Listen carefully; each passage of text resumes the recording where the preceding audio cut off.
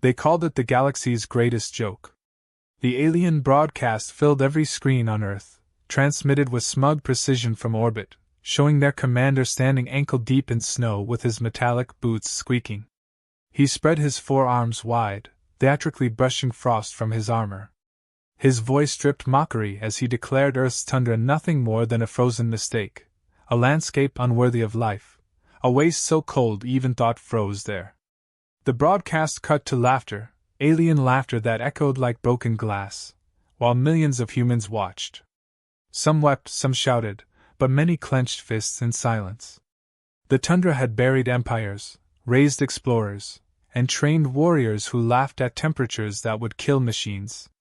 If the aliens wanted to mock it, they were about to learn what froze in the wastes was not weakness, but steel. In a Siberian hangar, the ghost wolves gathered under fluorescent lights that flickered in the draft. Captain Reeves stood with arms crossed, his frost-lined beard making him look carved from the permafrost itself. Around him, soldiers strapped gear, checked rifles, and exchanged jokes to mask the tension. The commander's message still rang in their minds, but Reeves's silence said more than speeches ever could. Torres, the sniper, broke the quiet by squinting at a dented ration tin. He announced with exaggerated grief that penguins everywhere were offended, only to be reminded by Lena, the rookie medic, that penguins lived in the opposite hemisphere. Laughter rippled through the squad, brief but sharp. Humor was survival in places where your breath froze before it left your lips. The briefing was short and brutal. Intelligence confirmed the aliens had chosen to land near a stretch of Siberian tundra dotted with abandoned outposts and snow-sunk villages. Their landing craft were heating the permafrost, raising steam columns visible for miles. Civilians were caught in the region, some trapped in the old mining towns that refused to evacuate. The ghost wolves were not there to hold ground or engage in open battles. They were shadows, specialists in environments most armies could not endure. Their task was to delay, disrupt, and humiliate the invaders until reinforcements could arrive. The irony was sharp enough to cut steel. The same land the aliens mocked would be the perfect ally. By the time they reached the edge of the drop zone, the storm had swallowed the world. Snow whipped in sheets, burying tracks as soon as they formed. The squad moved on skis, silent shadows sliding across the wastes, rifles slung across their backs and goggles iced with frost. Torres muttered that even hell must have central heating, unlike this place. No one disagreed. Lena's breath came fast and shaky, but she pushed on, teeth clenched. Reeves set the pace, relentless and unyielding. Above them, alien drones buzzed like mechanical hornets, searching for signs of heat. The ghost wolves had smeared themselves in thermal camouflage paste that burned like fire against their skin but left them invisible to scanners. Humans were used to discomfort. Machines were not. The first alien patrol appeared as vague shapes through the snow. Towering armored figures moved stiffly, their energy rifles glowing faint blue. Their helmets vented steam like furious kettles. The patrol paused, confused by the whiteout. Reeves gave a single-hand signal. The ghost wolves vanished into snow caves dug hours before, hidden traps waiting patiently. The aliens lumbered forward, unaware that the ground beneath them had been weakened by explosives planted under the ice. A dull thump shook the ground, and two alien machines vanished into a crevasse that had not existed a moment earlier. Their comrades scrambled, shouting in distorted voices, but their boots skated uselessly on ice polished to glass. From the ridges above, Torres's rifle cracked once, then again, each shot echoing like thunderclaps swallowed by the storm. The patrol was gone in less than a minute, and the tundra looked untouched, as if it had devoured the intruder's whole. Later, as the squad regrouped in the hollow of a frozen ridge patch, the unit's tinkerer laughed while poking at a piece of alien tech salvaged from the wreckage. He claimed it was nothing more than an overgrown hairdryer that had frozen solid. The squad laughed again, the sound sharp and fleeting, but necessary. Then the laughter died as they spotted the horizon. Alien landing craft loomed in the distance, massive and glimmering with frost as if the planet itself refused to welcome them. Towers of heat shimmered around them, melting snow and revealing black soil. The aliens were building a beachhead, and their arrogance was painted across the landscape. They mocked the wastes, but they were already changing them, and the tundra would not forgive. The ghost wolves prepared their next move, hearts pounding against the silence. Reeves crouched in the snow, studying the enemy through binoculars frosted with ice. He whispered that they were about to remind the galaxy why humans survived places that killed machines and froze laughter into silence. At that moment, a new broadcast cut through the storm. The alien commander appeared again, smiling with too many teeth, promising that humanity's resistance would end before dawn. His words were smug, dripping disdain, but his breath misted in the cold, and frost gathered at the edges of his visor. For the first time, his armor shuddered against the cold, and the joke began to collapse. The ghost wolves shared a look that needed no words. The tundra had always been mocked, underestimated, feared only by those who had faced it. Now, it would become their weapon. The storm howled, snow carved at their faces, and the alien laughter echoed once more across the frozen expanse. But this time, it sounded brittle, thin, and uncertain. The wastes had teeth, and the ghost wolves were ready to bite. The ghost wolves moved through the storm like whispers carried on the wind, each man and woman trained to let the tundra cloak them. They were not a large squad, not the kind of force to take and hold territory, but they were chosen for what others could not do. Reeves led from the front with the patience of stone, eyes narrowed against the stinging ice. Torres trudged beside him with skis strapped to his back, muttering complaints loud enough for everyone to hear. He said that he signed up to shoot enemies, not wrestle blizzards, and if this kept up, he would demand heated sniper nests as standard issue. The rookie Lena snorted into her scarf, which earned her a grin from Torres. For a moment, the storm felt less oppressive, though only for a moment. Behind them, Patch shuffled with a bundle of scavenged alien tech strapped to his pack. He was the kind of soldier who saw every piece of junk as a puzzle begging to be solved. Even now, while trudging through snow that threatened to swallow him whole, he was muttering calculations about power surges and frost resistance, as if the alien invasion was simply a workshop with higher stakes. The ghost wolves knew his tinkering often saved lives, though it always came with a fair bit of swearing and smoke. His presence was a reminder that even in the frozen heart of war, ingenuity remained a weapon sharper than any rifle.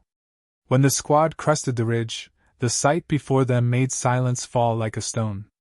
The aliens had deployed war machines shaped like massive beetles, their armor slick with frost. Heat emitters glowed along their carapaces, melting channels through the snow. Civilians were visible in the distance, huddled in the shell of a collapsed building, cut off and cornered. The aliens had not even bothered to hide their disdain for human life. The civilians were pawns, obstacles at best. Reeves felt the weight of responsibility press harder than the storm on his shoulders. He gave a short nod. They could not walk away. The ghost wolves fanned out across the ridge, digging in against the snow. Torres set up his sniper rifle, balancing it on a mound of frozen earth.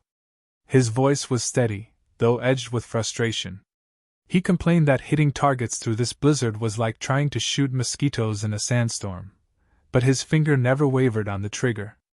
Patch unpacked a set of crude explosives, his hands moving with the ease of practice, even as the wind bit at his skin.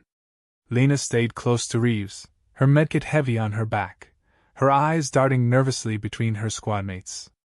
The squad worked like gears in an ancient machine, each knowing their place, each preparing for a fight where hesitation meant death. The aliens advanced slowly, their war machines grinding through snowdrifts that swallowed them to the knees. Their rifles glowed with blue energy, cutting arcs through the storm, but their aim wavered. They were built for clean battlefields, for planets where weather was predictable and enemies crumbled quickly. The tundra mocked them with every gust of wind and every patch of treacherous ice. Reeves gave the signal, and the ghost wolves unleashed the fury of the wastes. Explosives hidden under the snow erupted, toppling the beetle machines onto their sides, legs flailing as their heated armor cracked the ice beneath them. Torres's rifle barked once, then again, cutting through the snow like lightning. Aliens stumbled, their armor clattering as they fell. The storm turned chaos into confusion, and confusion into panic. The civilians saw the fight unfolding and began to move, sprinting awkwardly across the snow toward the safety of the ridge. The aliens spotted them and redirected fire, blue bolts slicing dangerously close. Reeves led the charge down the slope, his rifle blazing, the ghost wolves a blur of motion. Torres's curses followed them, though his shots never missed. Patch tossed an improvised grenade into the path of the war machines, the explosion sending a spray of ice and sparks into the air. The aliens reeled, unused to enemies who did not fight on their terms, who struck and vanished into storms. Lena sprinted to the civilians, sliding across the snow as she pulled them into cover, her hands shaking but sure. She bandaged one man's frostbitten arm while barking orders for the others to stay low. The ghost wolves had turned chaos into their ally, and the tundra itself seemed to fight beside them. The aliens regrouped with visible frustration, their commanders shouting commands that were swallowed by the howling wind. They deployed more machines, hulking suits with legs designed to crush ice underfoot, but the tundra betrayed them again. The weight cracked frozen lakes, sending the machines tumbling into black water. Torres laughed through his radio, calling it the planet's sense of humor. Even Reeves allowed the corner of his mouth to twitch in the storm. Humor, however fleeting, carried them through moments when death felt only a breath away. As the last of the civilians reached safety, Reeves signaled for retreat. The ghost wolves knew better than to linger. The tundra favored ambush and escape, not standing fights. They vanished back into the storm, the snow swallowing their tracks, the aliens left stumbling and furious. The civilians huddled behind them, wide-eyed and trembling, whispering prayers into the cold. For the first time, they had seen the tundra defend them, not as empty land but as a weapon wielded by those who understood it. The ghost wolves moved silently, carrying the weight of both victory and exhaustion, their breaths ragged clouds in the storm. By the time they regrouped at their makeshift shelter, the storm had worsened, and the land itself seemed to groan under the weight of ice. Patch collapsed onto the snow, prying open the alien tech he had taken earlier, mumbling that it was nothing more than a fancy lamp that hated the cold. Torres chuckled, pointing out that even the aliens' greatest machines were being outperformed by sticks of dynamite and human stubbornness. Lena said nothing, only sat beside the civilians, offering what warmth and comfort she could. Reeves remained standing at the edge of the shelter, watching the storm rage, his jaw tight. He knew the fight had only begun. The aliens mocked the tundra because they did not yet understand it, but soon they would. The problem was that understanding would make them more dangerous. For now, though, the ghost wolves had drawn first blood, and the wastes had bared their fangs. The storm lifted by morning, leaving behind a landscape reshaped by wind and silence. The tundra stretched wide and merciless, a sheet of white broken only by shattered alien machines jutting from the snow like the bones of a frozen beast. The ghost wolves surveyed the wreckage from a distance, their breaths clouding in the icy air. Torres muttered that if he ever saw another snowflake, it would be too soon, but his grin betrayed the pride he felt. They had humiliated the invaders, yet Reeves knew the aliens would not take the lesson lightly. Their arrogance had been cracked, and creatures that lived by dominance never let such cracks show for long. The alien response came faster than expected. On the horizon, towers rose, shimmering with heat, radiating waves strong enough to blur the air.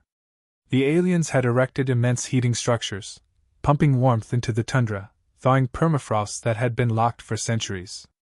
The sound of cracking ice echoed like thunder as rivers swelled and refroze in grotesque patterns. The war machines moved more freely now, no longer bogged down by snowdrifts. It was a clever adaptation, but also a desperate one. The tundra did not bend without consequence, and the aliens were tampering with forces far older than themselves. The ghost wolves watched as water flooded valleys and cracked the ice beneath the heating towers. Reeves saw opportunity in every fracture line. He ordered the squad to move closer, to study the structures. Patch was practically giddy, his fingers twitching to dismantle alien devices. He declared the heating towers unstable by design, more brute force than engineering, and Torres immediately christened them space heaters with delusions of grandeur. Lena looked uneasy, watching entire chunks of ice shear away into the dark waters below. The land was alive, shifting under the weight of arrogance, and the squad moved like ants on the back of a restless giant. Patch's chance came when a patrol of alien drones strayed too close to their hiding place. The drones hovered on thrumming engines, their sensors sweeping wide arcs across the snow. With practiced calm, Patch lunged from cover and hurled a net of copper wire laced with explosives. The blast shorted circuits and sent one drone crashing into the snow, sputtering sparks. Patch knelt beside the wreckage, his hands already busy. Using duct tape, a cracked laptop, and a toolkit meant for fixing field radios, he tore into the alien machine and reassembled its guts in ways that would have horrified its designers. By the time Torres finished laughing at the absurdity, the drone rose shakily into the air again, its sensors glowing now with human command codes. Patch grinned as if he had just taught the Tundra to purr. With the stolen drone scouting ahead, the ghost wolves crept closer to the heating towers. They could see the aliens clustered around the bases, their armor steaming in the rising warmth. The snow had turned to slush under their boots, but the ground was unstable, riddled with cracks that deepened with every second of artificial heat. Reeves studied the scene through his binoculars, noting the careless positioning, the arrogance of soldiers who believed the environment no longer mattered. He whispered that nature did not forgive meddling, and Torres replied that he hoped to be watching when it took its revenge. The squad moved to plant charges along the fractured ice, working in silence broken only by the groans of the earth.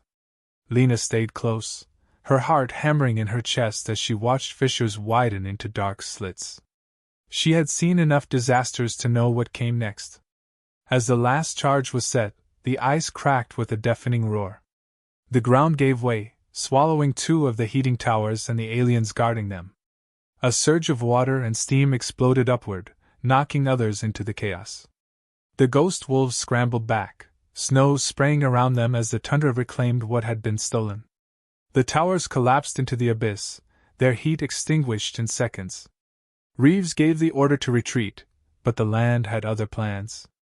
The flood swept across the field with terrifying speed, breaking ice sheets like glass panes underfoot.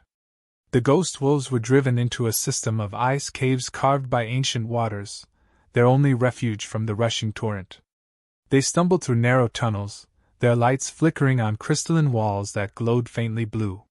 The sound of alien voices echoed through the caverns, distorted by the shifting ice.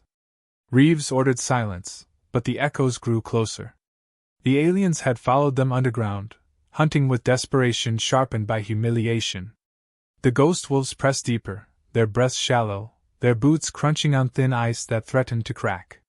The caves twisted and branched, some paths leading to dead ends, others sloping down into darkness.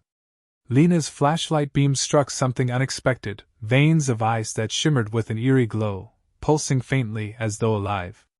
The light responded to their presence, brightening when the aliens drew near, dimming when humans passed. Lena reached out and felt a strange warmth radiating from the surface, unlike anything natural. Patch crouched beside her, his eyes wide with fascination, muttering theories about unknown energy sources and crystalline structures older than recorded history. Reeves pulled them away, warning that curiosity could kill faster than bullets. The echoes grew sharper, alien footsteps clanging against frozen stone. Torres raised his rifle, eyes narrowing as he peered into the shifting blue light. He muttered that the caves were playing tricks, that shadows moved where nothing stood. Then the glow intensified, spreading like veins of fire through the walls. A tremor shook the cavern, and distant roars reverberated through the tunnels. The aliens faltered, their voices rising with unease, as if they recognized something the ghost wolves did not. Lena realized then that the glowing ice was not just reacting, it was resisting. It pulsed with energy that pushed against the aliens, almost rejecting their presence. The ghost wolves moved quickly, slipping through narrow passages as the aliens faltered. Lena kept glancing at the glowing veins, unease tightening her chest. Patch whispered that whatever it was older than the invaders, perhaps older than humanity itself. Reeves said nothing, only pressed forward with grim resolve. They finally found a chamber where the floodwaters receded into a frozen lake, the ceiling glittering with crystalline light. It was beautiful, but the beauty was sharp and dangerous, like standing inside the heart of a weapon. As the squad caught their breath, the distant alien voices turned to shouts, then screams. The echoes twisted, mingled with sounds no human had heard before, horrified, panicked cries in a language that had carried only arrogance until now. The aliens had touched the glowing ice, and the ice had answered. The ghost wolves exchanged uneasy glances, their silence louder than the storm above. They had stumbled onto something hidden beneath the tundra, something the invaders feared. For the first time since the war began, the ghost wolves felt not just defiance, but the stirring of an ancient ally. The cavern pulsed with light that was not light, a strange radiance seeping through the veins of ice like blood through translucent skin. The ghost wolves stood at the edge of the frozen lake, the silence broken only by the hiss of their own breaths and the distant echoes of alien screams fading deeper into the tunnels. Reeves felt the weight of something vast pressing down on them, as if the land itself was awake and watching. Lena knelt by the ice, her gloved hand trembling as she touched its surface. The warmth that pulsed through it was not natural, not earthly, yet it was not hostile to her. She whispered that it felt alive, and her words hung in the air like a prayer no one wanted to repeat. Patch crouched beside her, eyes wide, whispering excited calculations as if the glowing veins were equations written across the walls. He muttered about biogenic reactions, about energy signatures he could not explain. For the first time, his voice carried awe instead of humor. He said this was older than anything they had built, older even than the ice itself, as if the tundra had been hiding a secret since before the first spark of fire. Torres snorted nervously, trying to mask his unease with sarcasm. He said maybe Earth had its own little alien surprise tucked under the snow, a kind of cosmic middle finger to anyone arrogant enough to invade. The laughter that followed was brief, brittle, and left no comfort behind. The ghost wolves pushed deeper into the cavern, their flashlights reflecting off the crystalline walls. The veins of glowing ice thickened, spreading across ceilings and floors in patterns too deliberate to be accidents. Symbols etched themselves in the glow, shifting when stared at, like language written in light. Lena shivered and pulled away, muttering that it was watching her, listening to her heartbeat. Reeves kept moving, though unease had settled in his chest. He had been in war zones where the land itself turned hostile, but this was something else, something that felt less like terrain and more like intent. It was not just reacting to the aliens, it was resisting them. They found evidence of what the glowing veins could do in the next chamber. Alien corpses lay scattered across the ice, their armor corroded, their limbs twisted as though frozen mid-motion. Their weapons had fused to their hands, and their visors were shattered from within. Torres stopped dead, lowering his rifle, his voice hushed as he muttered that this was no human trap. Patch examined one of the bodies, his hand steady even as his face paled. He whispered that the energy in the ice had shorted their systems, overloaded their suits, maybe even reached into their nervous systems. It was not just an environmental hazard. It was a weapon. The revelation hung over the squad like a blade. If the ice could kill the aliens so easily, what would stop it from turning on them? Reeves said nothing for a long time, his breath fogging as he stared at the corpses. Finally, he spoke in the same tone he used before missions where survival was a coin toss. They would not touch the ice again. They would not test it, not here, not now. The tundra had given them a weapon, yes, but one that came with teeth sharp enough to bite anyone who tried to wield it. Still, the thought pressed at them all. In a war where humanity was outgunned and outnumbered, could they afford to ignore a power like this? As they argued in whispers, the sound of footsteps echoed through the cavern. A new group of aliens entered the chamber, but their posture was wrong. Their weapons hung loosely, their movements slow, hesitant. One of them collapsed to its knees, dropping its rifle, and tore the crest from its armor. The ghost wolves stared in shock as the aliens began to remove their helmets, their faces drawn tight with fear. Their leader stepped forward, voice trembling as he spoke in broken translation through his armor's system. He said the ice was forbidden, that his people had known of it for centuries, that it was older than their empire and more terrible than their armies. His words were laced with panic. This was not an enemy taunt. This was a confession. The deserters begged for passage, gesturing back toward the tunnels where their own commanders raged. They claimed the alien leader had ordered the ice harvested, its power taken no matter the cost. The deserters said this was madness, that their kind had legends of worlds lost to the frozen light, entire fleets erased when they had tried to control it. They had followed orders until they saw the ice awaken, until they felt its judgment. Now they wanted only to flee. Torres muttered that it was a bad day when even the invaders wanted to quit, but his smile faded quickly. The ghost wolves were faced with a choice. To ally with deserters was risky, but their information could not be ignored. Reeves's instincts screamed caution. He knew the dangers of trusting enemies, yet he also knew desperation when he saw it. He ordered them disarmed but allowed them to live. Lena treated one of their wounded, her hands trembling as she bandaged alien flesh.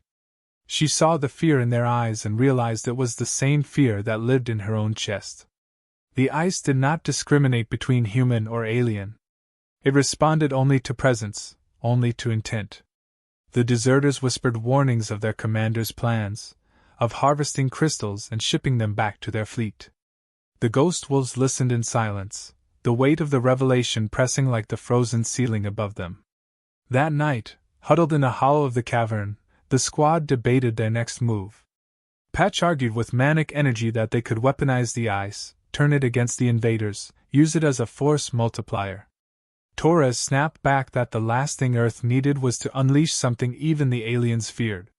Lena spoke softly, reminding them of the civilians they had saved, of how many more lives could be spared if the war ended quickly. Reeves let them speak, let the arguments rise and fall, then finally silenced them with a single sentence. Some weapons were not meant to be used. His voice carried the finality of frost closing over a grave. Still, unease lingered. The deserters slept uneasily, muttering in their own tongue, while the ghost wolves kept watch. In the distance, tremors shook the ice, and the glow of the veins grew brighter, as though aware of the debate. The squad could not shake the feeling that the tundra was listening, weighing them, waiting for a choice. And somewhere deeper in the cavern, beyond the reach of their flashlights, the alien commander plotted, his greed sharpening against the fear of his own soldiers. He would not be deterred by legends. He would claim the ice, even if it destroyed him. The ghost wolves could feel the storm coming, not in the air above, but in the frozen veins beneath their feet, pulsing with ancient power that would soon demand an answer. The storm came without warning, a wall of white rolling across the tundra with the roar of a living thing. The ghost wolves were forced back to the surface when the caves trembled under the pressure of shifting ice, and the deserter aliens trailed behind them with faces pale from fear. The wind howled so fiercely that voices vanished in the gale, and snow stung like knives on exposed skin. Reeves pressed forward, his movements steady and deliberate, a man carved from the same stone as the wastes. He knew this storm was not a curse but a chance. The aliens relied on machines that needed clarity, precision, and warmth. The blizzard would deny them all three. For humans trained in the cruelty of the tundra, the storm was an ally. For the invaders, it was a death sentence. Through the swirling white, the outlines of the alien encampments glimmered faintly, towers of heat shimmering like beacons. The ghost wolves crouched low in the snow, watching as alien figures staggered against the wind. Their armor groaned, ice locking joints in place, while their heated suits flickered with warning lights. Torres let out a bark of laughter, his voice carried by the storm. He muttered that even their invincible conquerors looked like drunk snowmen when stripped of their arrogance. Patch grinned through frozen lips and pulled out a jury-rigged control pad. The drone he had hacked earlier whirred shakily into the sky, its sensors blinded by snow but its explosives ready to detonate. Reeves nodded once, and the ghost wolves moved. They struck like shadows carried on the wind. Torres fired from cover, his shots hidden by the storm's thunder, each crack of his rifle masked by the blizzard's rage. Aliens fell without warning, their comrades unable to pinpoint the source. Patch sent the hacked drone hurtling into a heating tower, the explosion bursting through the storm in a shower of fire and ice. The tower toppled, crashing into the snow and extinguishing its heat. Immediately, frost raced across the camp, swallowing machinery in minutes. Aliens scrambled to reignite the others, but every movement grew slower, stiffer, as the storm closed its grip. Reeves signaled the squad to advance, their skis slicing silently through drifts. They became wraiths, vanishing before the enemy could rally. The blizzard carried confusion to its peak. Alien drones circled wildly, firing at shadows, their targeting systems useless in the storm. Torres, ever the prankster even in battle, sculpted rough snowmen along the ridges with branches for arms, their crude outlines convincing enough to draw enemy fire. He chuckled as the drones wasted ammunition on lumps of frozen snow. Even in the middle of chaos, laughter was a weapon. The ghost wolves thrived where the enemy floundered, and each ambush carved fear deeper into alien hearts. The deserters who followed them whispered in disbelief, unable to comprehend soldiers who could fight so easily in conditions that would cripple entire armies. But the alien commander was not a creature to yield easily. He emerged at the heart of the storm like a titan, his armor reinforced with glowing plates and heating units that radiated against the cold. His voice roared through the wind, commanding his soldiers forward, promising them glory if they held. His arrogance had been tempered into fury, and his rage made him dangerous. The ghost wolves knew he would not retreat, not while pride still burned in his chest. Reeves led the squad toward him, each step a gamble on ice that cracked and shifted beneath their boots. The tundra itself was groaning, as if straining against the weight of the fight. The showdown came at the edge of a frozen chasm, the storm swirling so thick that visibility shrank to meters. Reeves faced the alien commander across the abyss, their figures outlined by flickering light. The commander's heated armor hissed steam as he raised his weapon, the barrel glowing with energy. Reeves raised his rifle in return, calm and steady, his breath clouding the air between them.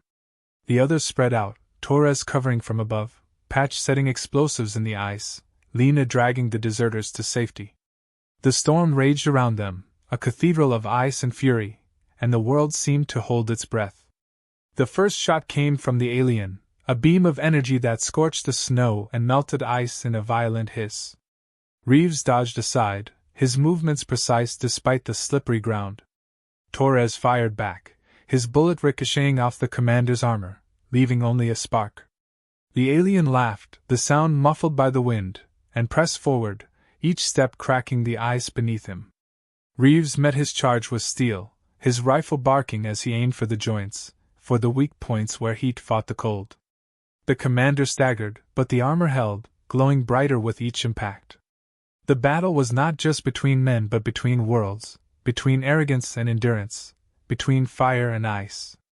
Patch's charges detonated suddenly, shaking the chasm with a roar that drowned even the storm. The ice cracked, splintering beneath the commander's feet, sending fissures racing across the battlefield. The alien stumbled, roaring in defiance, but refused to fall. He lashed out with his weapon, striking Reeves's side, sending him crashing into the snow. The squad shouted, but Reeves pushed himself up, blood freezing on his coat, eyes steady as the tundra itself. He leveled his rifle again, meeting the commander's glare with silence. In that moment, it was not just soldier against soldier. It was humanity against the weight of mockery, against every arrogant word spoken from orbit. Then the ice itself rose against the invader. The glowing veins beneath the surface flared with light, pulsing like a heartbeat, and the ground gave way. The commander roared as the ice collapsed, dragging him into the abyss. His heated armor hissed violently, steam rising in a final cry before the chasm swallowed him whole. The glow spread outward, reaching for the other aliens. Their suits sparked, their armor cracked, and the tundra claimed them in silence. The deserters fell to their knees, their faces lit with fear and awe. The ghost wolves stood in silence, the storm howling around them, as the land itself finished what they had begun. When the storm finally eased, the battlefield was unrecognizable. Towers lay shattered, machines frozen mid-motion, and the snow was littered with the remains of a force that had once mocked the wastes. The ghost wolves stood battered and bruised, their bodies aching from the cold, but their spirits unbroken. Reeves looked out over the frozen expanse, his jaws set. Humanity had fought with rifles, explosives, and courage, but in the end, it had been the tundra itself that struck the final blow. For the first time, the aliens had seen Earth not as a prize, not as a mistake, but as a living force they could not conquer. The waste had bitten back, and the taste of victory was colder than ice. The battlefield was silent except for the groan of settling ice. Smoke from the wreckage of alien machines drifted through the air before freezing into brittle crystals that clattered softly onto the snow. The ghost wolves stood in the aftermath, their breaths ragged, their bodies aching, but their eyes sharp and alive. The storm had carried away the last cries of the invaders, leaving only the frozen expanse as witness to what had taken place. The deserter aliens huddled nearby, silent in their own fear, staring at the glowing veins of ice that still pulsed faintly beneath the ground. No one dared speak at first. The quiet was too heavy, too absolute, as though the tundra demanded its due respect. Reeves finally broke the silence, his voice low but firm, carrying across the exhausted squad. The fight was not finished, he said. The invaders would retreat, yes, but not forever.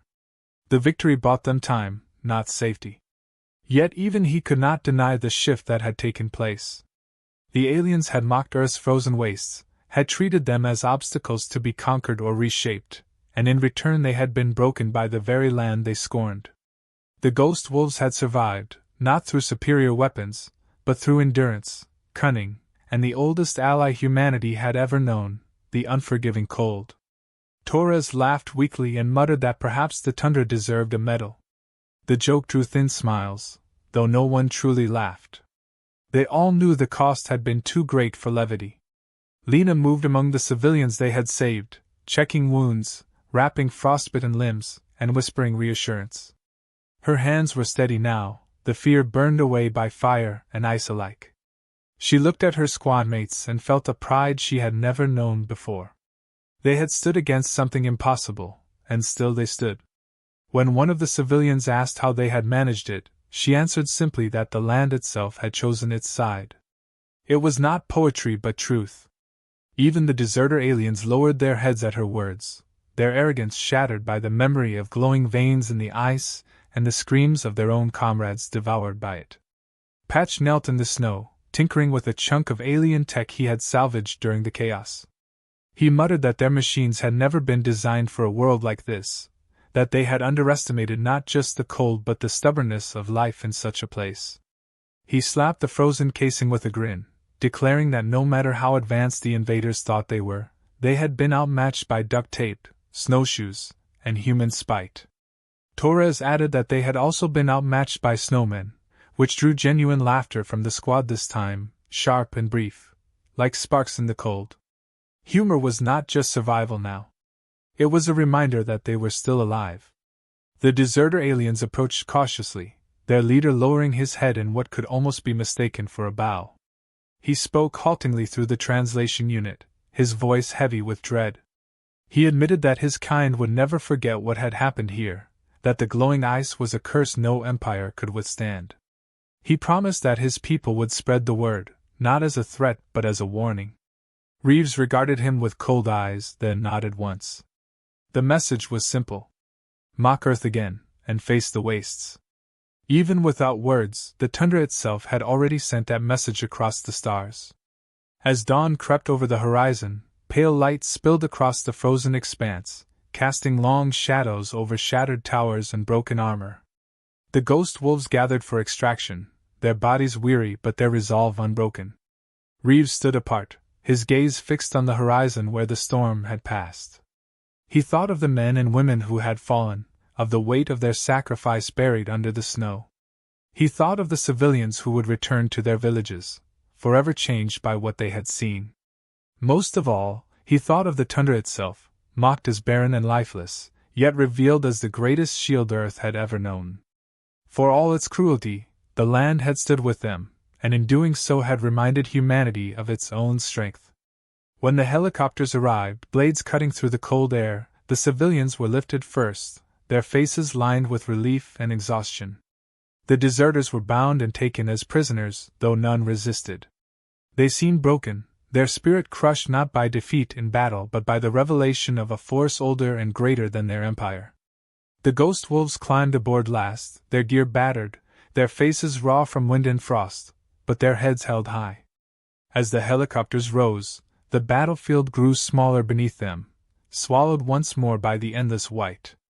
To the world beyond, it might look like nothing more than an empty stretch of snow.